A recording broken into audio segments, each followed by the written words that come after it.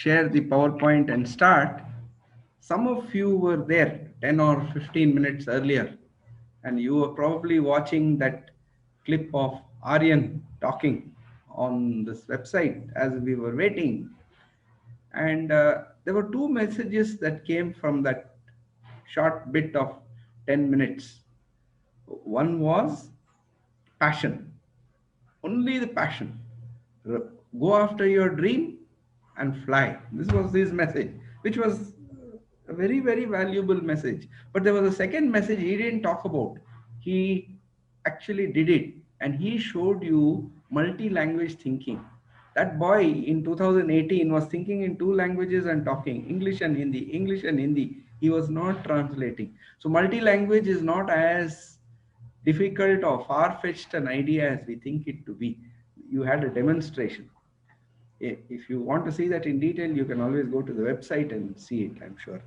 So let me just share the screen.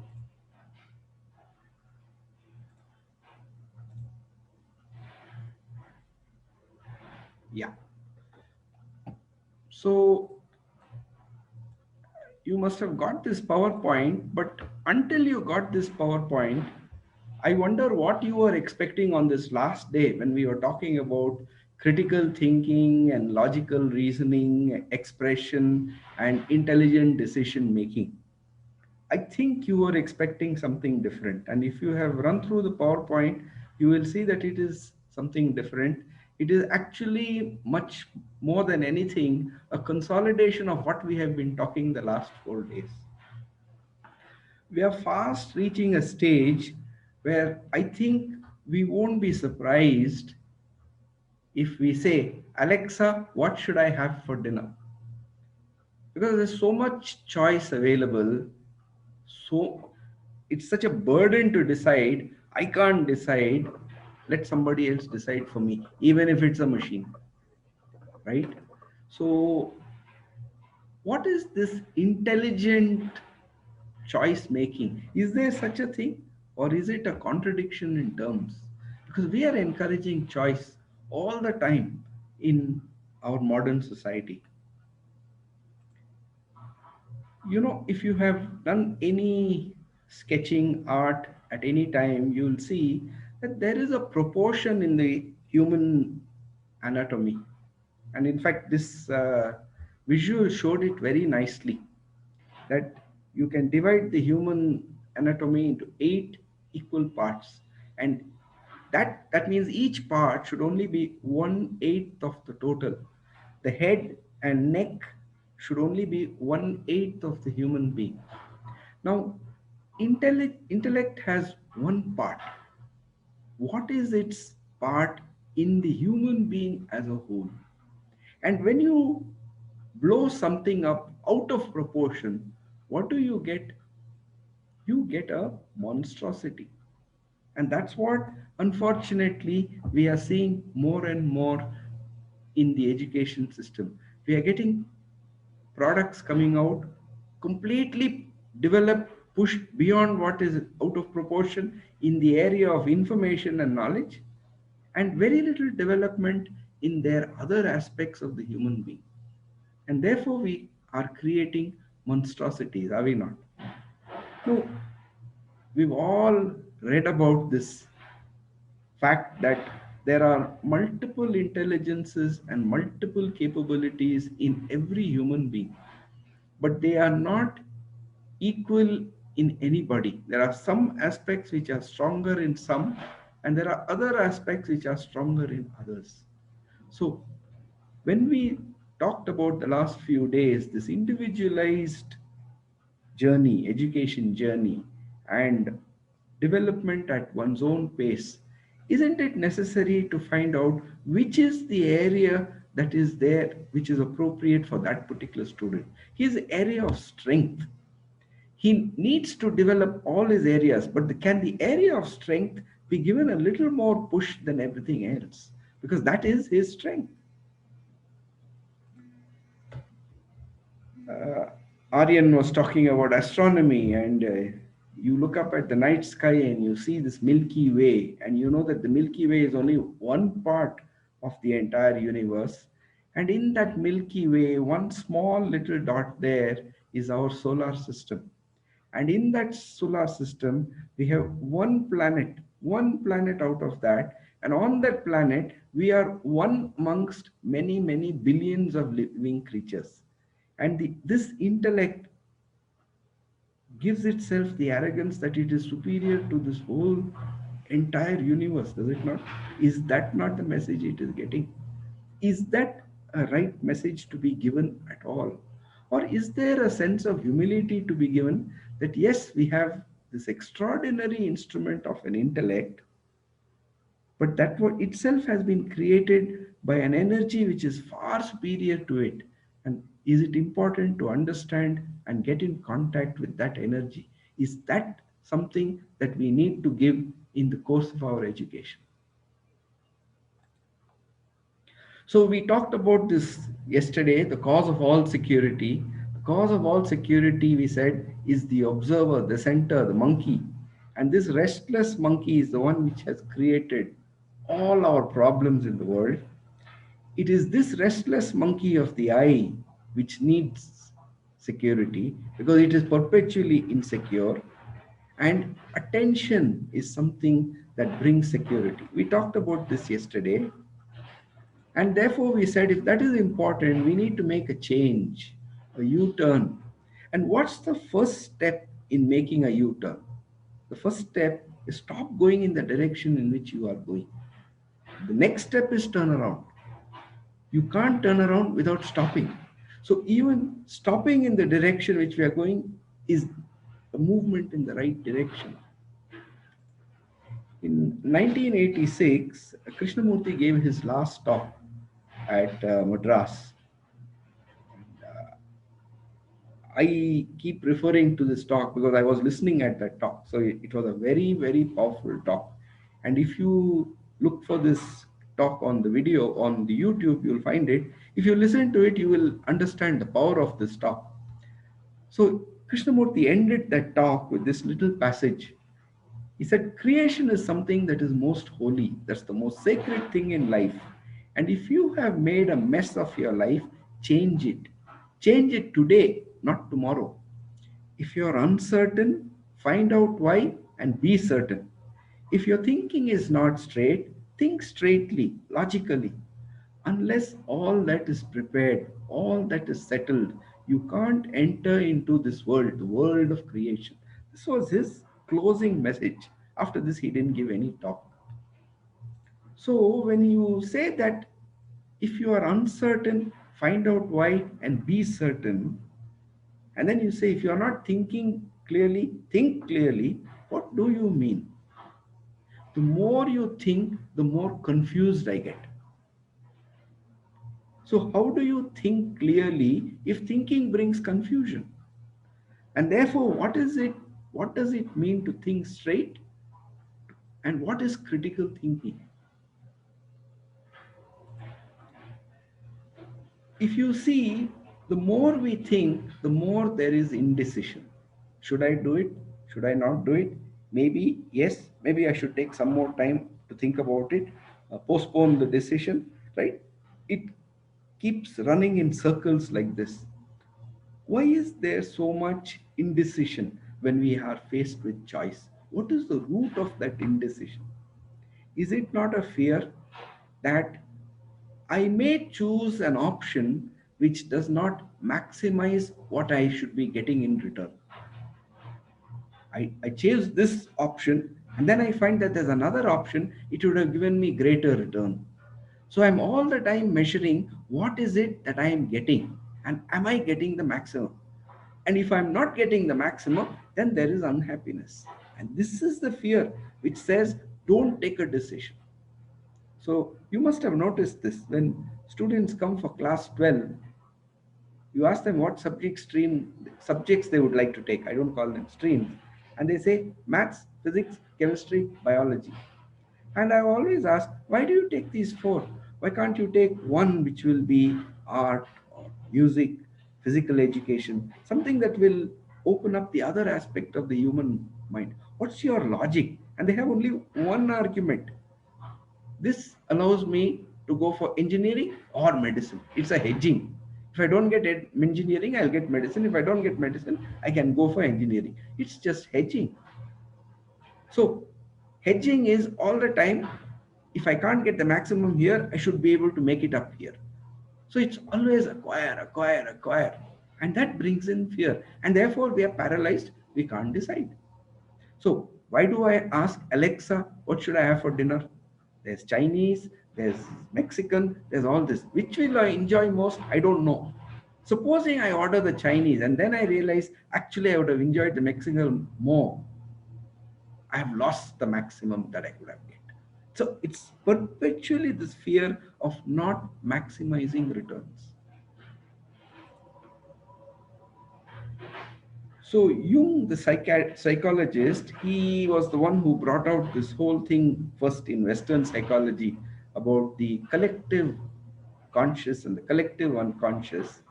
And he pointed out that at the core of the human being is what he called the self in capital letters, which he called it always the power of the holy God. And around that was the ego, but the ego always has its shadow. So you can't have the ego without its shadow. And therefore, wherever you go and the ego acts, its shadow must also act. It's unavoidable. And we have a warning of that today. When you look in the mirror of a rear view mirror of a car, you find a warning given. Objects in the mirror are closer than they appear. So what are those objects? What makes us choose? There's always a motive. And that motive is, how do I get the most? And who has this motive? It's me, the I. But this I never shows itself. It's always in the background, closer than it appears, but it never shows itself. So how do you tackle this person who's actually driving the human being all the time if you can't see this person? So the only way you can see this ego and its motive is through a relationship in the activities that you do. So when we get angry, when we get frustrated, when we feel afraid, when we are insecure, who is it that is insecure? It's the I. And that's the moment you watch that it is actually the I which is directing thought, and the I is perpetually insecure. So the shadow of the I is motive, and motive always casts its shadow. When we are in that act, that's the moment to understand what is the motive. Not to say there should be no motive, but to understand what is the motive that is behind my act. One of the difficulties with this whole Western education is that it assumes that it has the right answer and there is no other right answer. From a very young age, we are taught that in the human body, there are certain voluntary actions, involuntary actions, voluntary muscles, involuntary muscles. So we are told that movement of the arm is voluntary because you can will that the arm will come near or stretch out, but the digestive system, the cardiovascular system, these you don't have control over, and therefore they are involuntary. And we accept that without questioning. But we know in this land, through the tradition of yoga, that there is nothing which is involuntary. Repeatedly, it has been shown that through attention, through observation, your cardiac pace can be changed, your digestion pace can be changed. So, there is, it is possible to address everything through observation. And the best example of that is to watch thinking and breathing. In the Indian yoga, we don't call it breathing, we call it prana, because prana is that vital energy. So in English itself, we have this saying, when you are angry, count up to 10. Why should you count up to 10? Because when you count up to 10, you are waiting, you are not reacting, you are able to watch your breathing. So you just have to watch the breathing and you see the mind slowing down. You don't have to control it at all. Just watching the breathing slows down the mind. And therefore, you can see how these two have a common source, which doesn't come to us through the education that we study. So, when there is confusion, all one has to do is just pause and breathe deeply, quietly, and you will find the confusion settling down and clarity coming in, which is when the thought quietens down. So, clarity only comes when thought quietens down. When thought is active, when you're having a brainstorming meeting, clarity doesn't come, right? Clarity comes in those moments of silence. So, yesterday we talked about this process of thought, that there are the sensations which come to us from the sense organs, they result in perception, and then that perception is expressed as thought, it's also recorded in our memory as thought. Why does thought have to arise when there is a perception? Have we asked this question ever? We assume that it is all one process. So, you come to the sea coast for the first time, or suddenly you come to the sea, and then you see that vast expanse of horizon and the sky touching the water, and it's a great sight. And then next minute we start saying, this resembles the other beach that I visited 2 years ago, and the conversation starts. So thought has started. What makes perception activate thought? And if we watch, we will see it will always be a motive. What is that motive? When you stand by that beach and you have an experience, you are immersed in it, and it's a very joyful, enjoyable experience. Then we try to say, I am at this beach here in Goa. It, it's a mood of great enjoyment. I like it. I wish I could have some more of it. No, all this goes into the memory record of that experience. So every memory record that we have is not only a detail of what happened in that event, but the emotion that goes with the event, my judgment whether I liked it or I disliked it, and then a longing for more if it was something that was pleasurable, and if it was a unpleasant one, an aversion, I don't want this again. And this motive, is it not that longing and aversion which is asking for more of it, or saying I don't want to come near it? It shows itself as fear. So the motive is only the longing or the aversion for that pleasure or fear which I had in the past. So we never have a complete experience where there is no record made, or very rarely do we have it. You must have seen that when camphor burns, it doesn't leave a residue. The whole thing evaporates. There's no ash. So immersing yourself in an experience is like burning of that camphor. It burns, and at the end there is nothing. It has given its heat, it's finished, then it's finished. There's nothing left there. No evidence that there was a camphor being lit. So, is it possible that we can create this environment of a complete experience? And that can't happen if I'm planning for the future, thinking about the result, or wondering about what score I will get, and so on.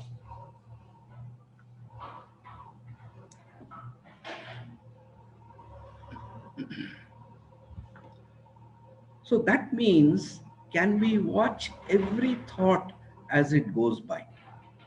Not as a post-mortem analysis, but as the thought is rising, can we just watch that this thought is rising?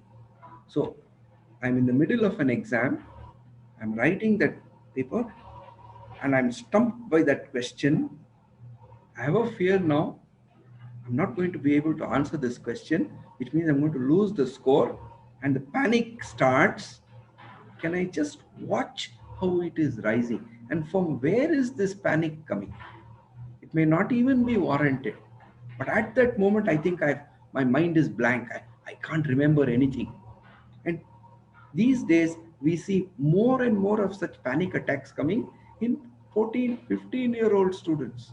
Suddenly, they have a blank out. They can't remember. They get stressed out. They faint. All kinds of things happen. So, to be able to just watch the thought rising, in the watching is the changing of that thought. And that brings clarity of thinking. I don't know if you have had the opportunity to ever go to a circus. I have as a young child. I, there used to be many more circuses in India 30, 40 years ago. And you watch that all those lions and tigers being made to sit on a stool. But we never ask, how were they trained? Right? It is only through reward and punishment. Generally, that the ringmaster will have a chair with him, and if that lion or tiger growls, he pushes the chair towards it, and immediately the tiger backs out. It moves back. It's afraid of the chair. Why? Because that chair has been beaten so badly with a whip. The tiger associates that with the whip. It's fear which drives. If it doesn't perform, it doesn't get its food, so it knows. This is the lesson we have been giving. Now, are we creating this kind of performers in education? Is it that we want them to perform? What is the difference between performance and participation? In performance, there's very little involvement, but participation comes from involvement, and the results are completely different.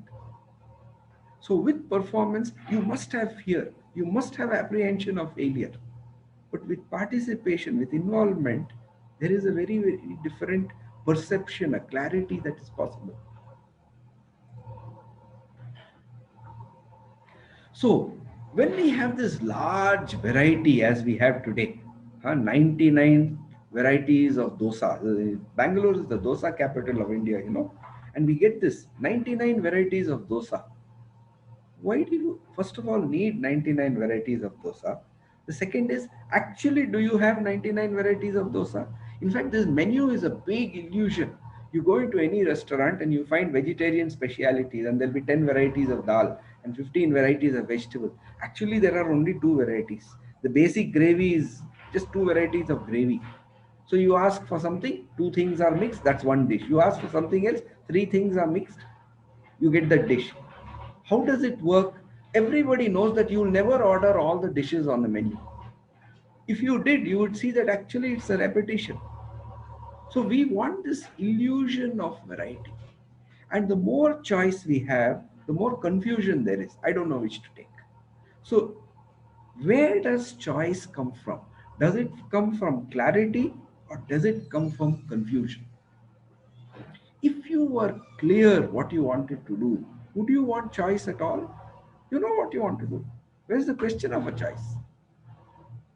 So, to understand that choice only comes from confusion, not from clarity, is an enormous understanding to take. Then you don't need this variety, you don't need this choice, you don't need to take a decision. Decision is happening moment to moment. You don't need to take a decision. So, all this is part of critical thinking. But if the goal is always, I have to climb, I have to reach success, then your thinking has to be skewed. How can it be critical thinking? So, and ambition is such an inherent part of our life. So, the moment ambition has entered, objective thinking is not possible. You can't separate yourself from the issue, step back and look at it because one is deeply identified with it. And therefore, critical thinking requires, first of all, that I step back. I step back from what? From myself. I have to keep my emotions, my motives, everything there and watch it as if I'm watching it from outside as a witness. Is it possible to do that? Only then is critical thinking going to happen. So, we talked about this yesterday that look, aging is inevitable. If this fact is very clear, that aging and deterioration of faculty is inevitable, why do we then get afraid of old age? Why is there sorrow about old age? The Buddha talked about the four great sorrows. Birth is the first sorrow, illness is the second sorrow, old age is the third, death is the fourth. Why is old age a sorrow? If it's so clear that what is born has to age, it's a fact. So where is the need to regret that you're becoming old? That's part of the growth. It's a cycle. So this inability to take logical reasoning to its conclusion, what comes in the way? This reasoning of this is very clear, but what prevents us from taking this reasoning to its conclusion in whatever we do in life? And therefore ends become separated from means. Ends justify the means. And therefore we had these examples of IIT students going in for high tech cheating in their exams. Ends justify the means. And the means is a very, very simple, narrow objective to achieve. So, is that reasoning? Is that critical thinking? At that time, some mask seems to come over and blank all these faculties that we have in us.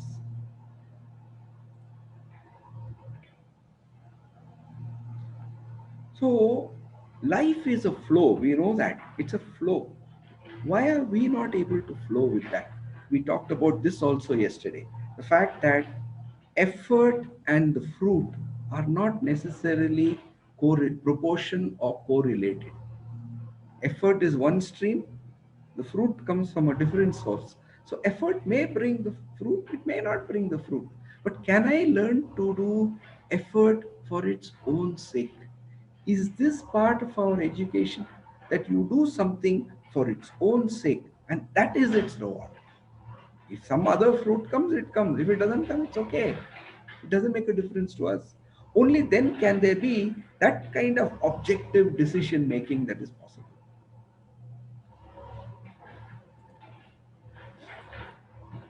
If you talk to a paratrooper who jumps from the plane, he will tell you that even if he has done 1000 paratroop jumps, every time he jumps, the heart is in the throat, right? When you see that ground 10,000 feet below you and you have to jump, the logic doesn't come and say, look, you have done this 1,000 times, this time also it's the same. That logic doesn't work at that time. So in a sense, you have to address fear every time afresh, although you may have done it 10,000 times in the past. So it's a dynamic thing that you are looking at. Is it possible to let go of everything that I know and jump? And there's the story of the invention of the jet engine. You know, the man who invented the jet engine, he had studied the piston engine in aircrafts in great detail. And then they came to a point, the largest piston engine had 24 cylinders. And then every additional bit of lift it was giving was less than the weight of the additional cylinder. So the piston engine could not expand any further. A different kind of engine was required. So the man who invented this jet engine, he went into the piston engine in extraordinary detail. But then he had to put aside all that knowledge and come up with a completely different principle of the jet. So all invention requires this, that you first study what is there in front of you in extraordinary detail. You understand it, but then you put aside all that you know and you look for a completely different solution. And solution comes. You don't create it, it comes to you.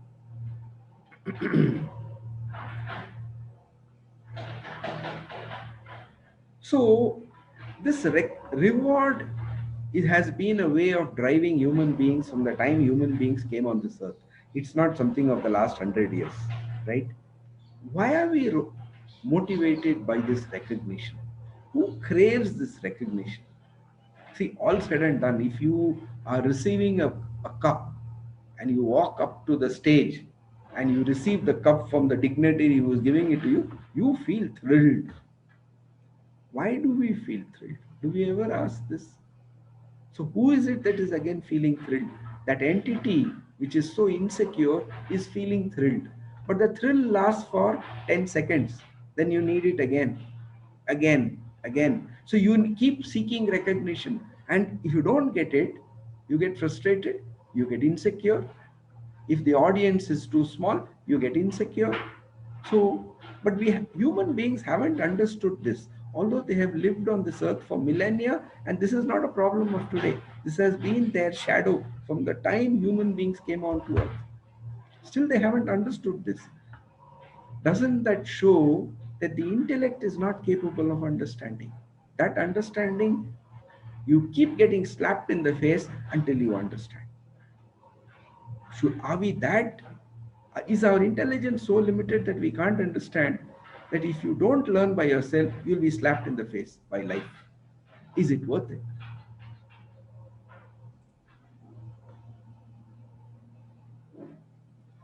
So this comes up to an interesting question, which is the really the focus of the second book, One Plus One, Infinity or Eternity. See, what is thought? We understand very clearly that thought is not something that has a life of its own, right? Only so long as you are alive, body, brain, mind can function. The moment you are dead, they can't function on their own. So they don't have a life energy of their own. That's easy to understand. Therefore, what is brain? What is thought then? It's just one capability of the brain. Therefore, it's an instrument. But no instrument has a volition of its own. It cannot act by itself. Somebody has to operate the instrument.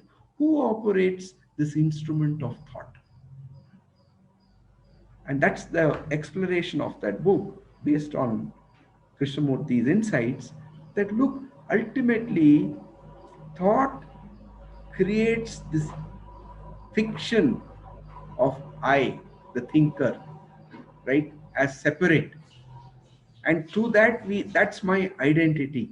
And that fictitious entity, that illusory entity, starts controlling thought.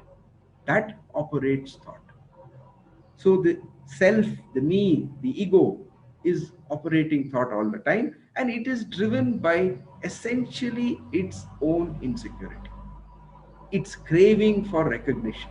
And therefore, you see every conscious, deliberate decision taken through thought, the originator of it is the I, and that always has this motive underneath.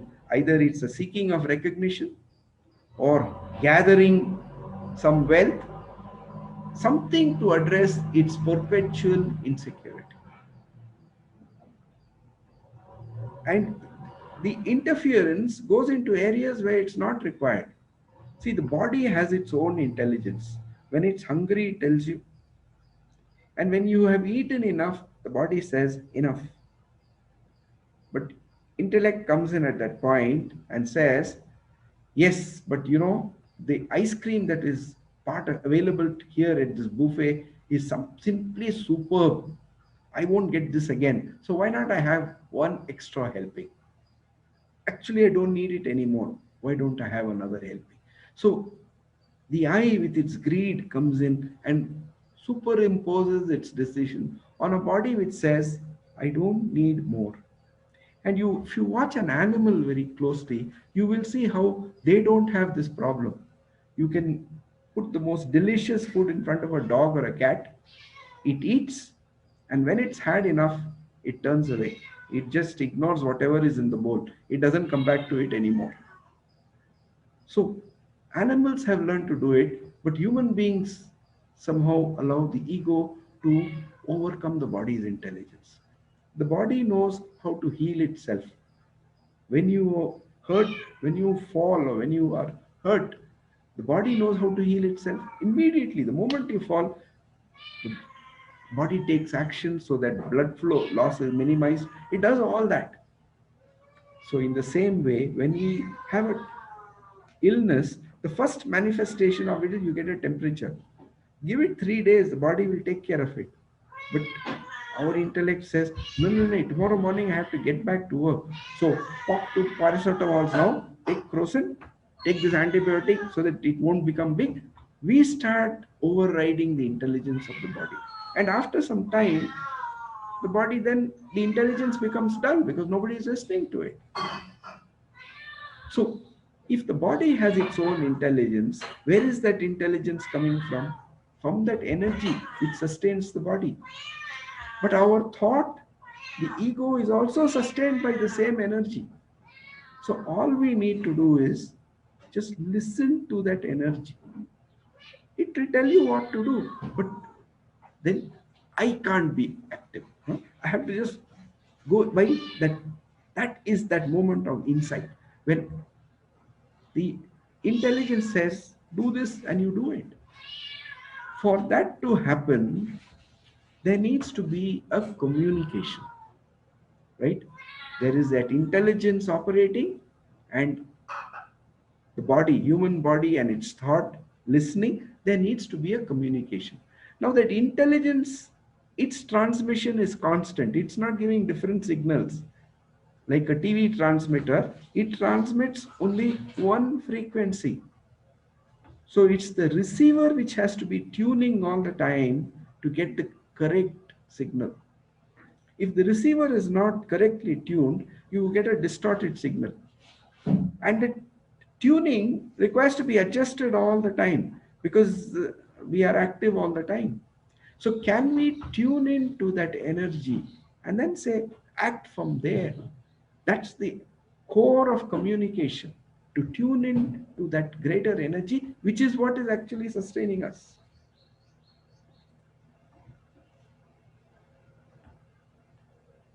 So what are the barriers to this communication? And you find there are many, many barriers which are put here. This is in the context of management.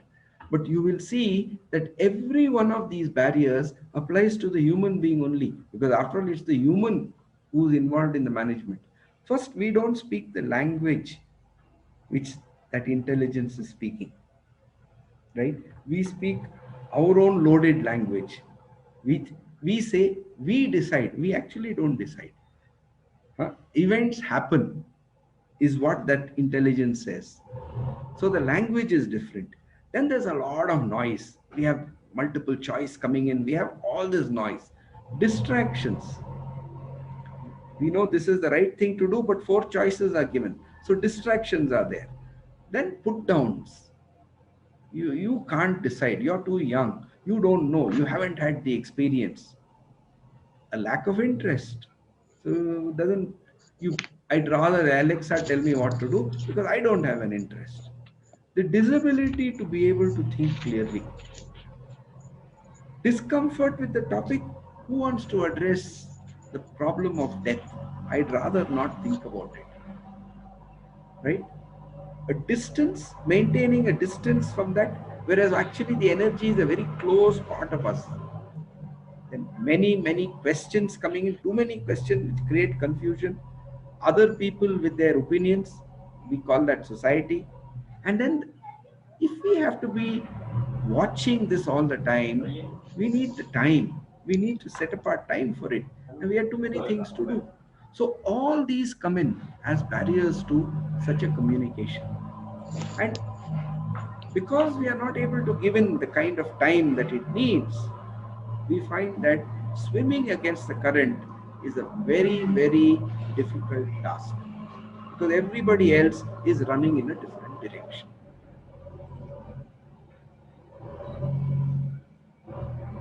So this is something that Krishnamurti asked in 72. Every time we have an insight, we may come to a conclusion from that, and then we feel we should act.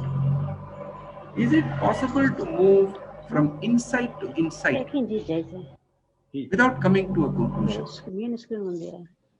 That is spontaneity.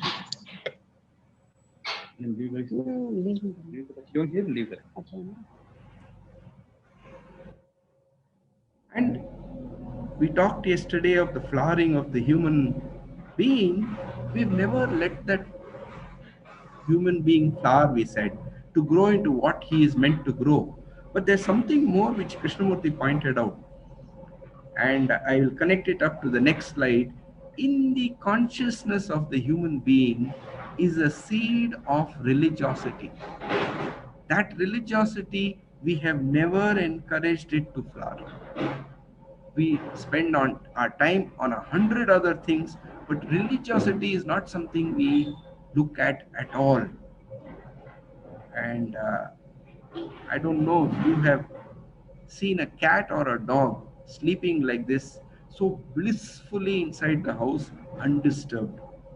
Animals are able to do it. If they get food and they have a sense of security where they are staying, they are prepared to just sleep all the time. A human being can't do that, because one of the things the human being has, which other living beings don't have, is this perpetual discontent. But that discontent is the benediction which the human has, because it won't let you sit quiet until that seed of religiosity has been allowed to. So, whatever you may do, you may seek satisfaction in a career, you may seek satisfaction through a business, or as our Aryan, he may seek satisfaction through astronomy. It will take you to a point. Then you come to that point where you don't see anything more in that. Because what ultimately we have to allow to flower is the seed of religiosity which is there in every human being.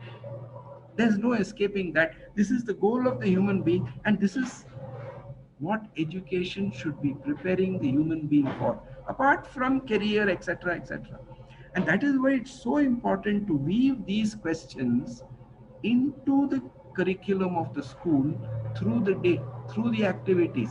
And there is enough opportunity to do it every day. So we come back to where we started with, that is meaningful school education. Why am I saying that these 5 challenges are important?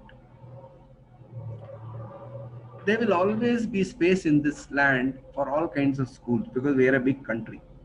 But if you want to have an education that counts, you have to address these 5. Otherwise, you will just be one ordinary school, which comes under the category of a mediocre school. You know, 50, 75 years ago, the well-known schools in the land were government schools and the missionary schools. All other schools were not counted. They were Today, government schools and missionary schools are out of the picture. They have lost that eminent position they had, right? Because they have gone into different priorities. High salaries alone doesn't bring you the teachers that you want. This message has come again and again and again, because you high high salaries don't bring you people who are passionate. So ultimately, after a career of teaching, would you not like to end your career with the satisfaction of a job well done? And as a teacher, what is a job well done?